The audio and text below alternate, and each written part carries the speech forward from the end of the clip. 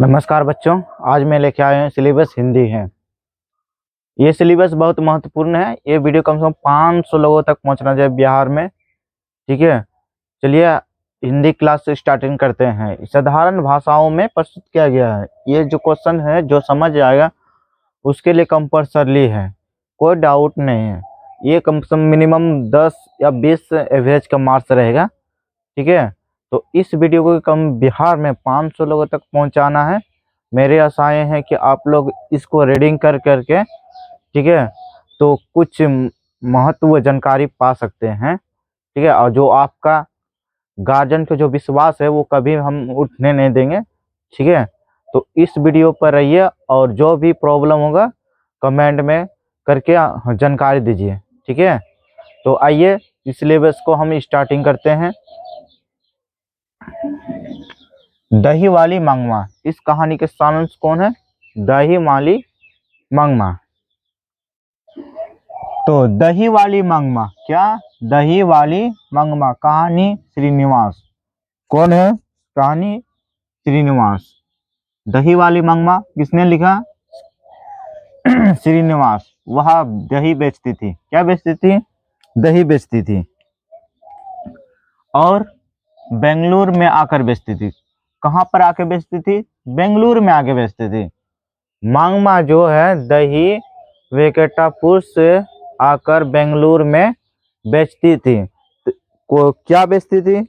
दही बेचती थी। मंगमा की जीवन में, मंगमा की जीवन में दही बेचती थी। बेंगलुरु में आकर उसके परिवार में एक बेटे, एक बहू और एक पोते थे। क्या थे? एक बेटे, एक बहू, एक पोते।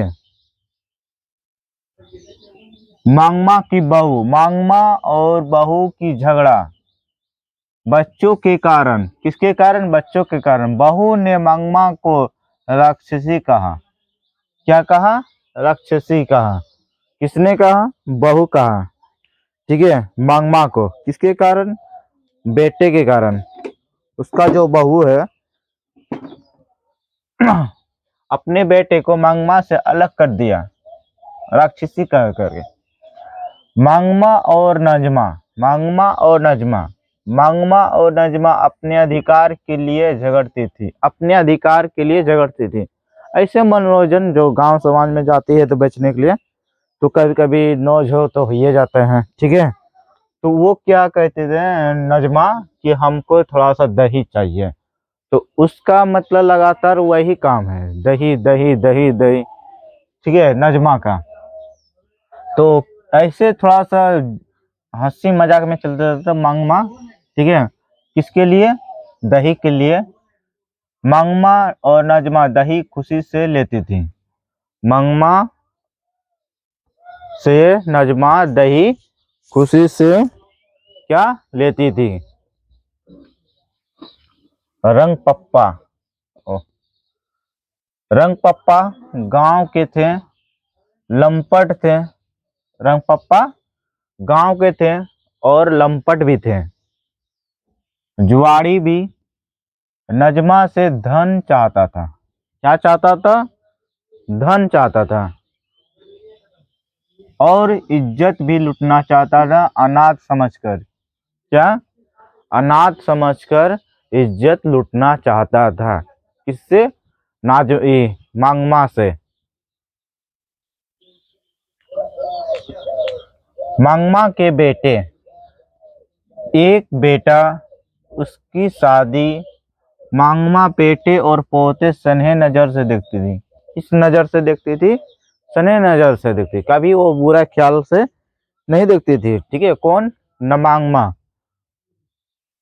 मंगमा की इस कहानी की कथावाचक पर निर्भय।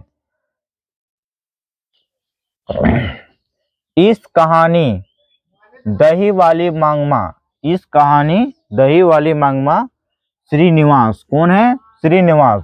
वह बेंगलुरु आती थी और वहाँ बेटे और पोते और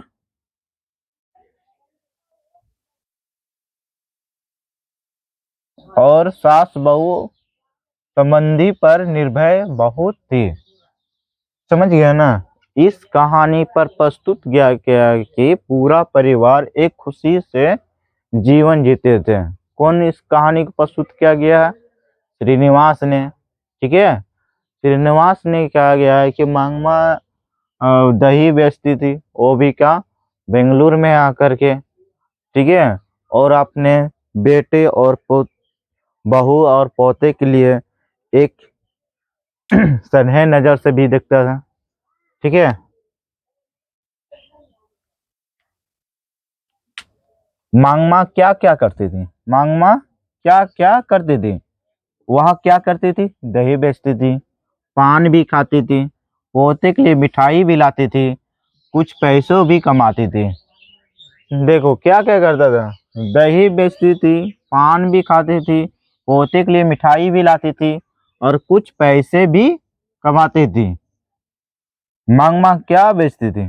वह दही बेचती थी, अपना गुजारा करती थी।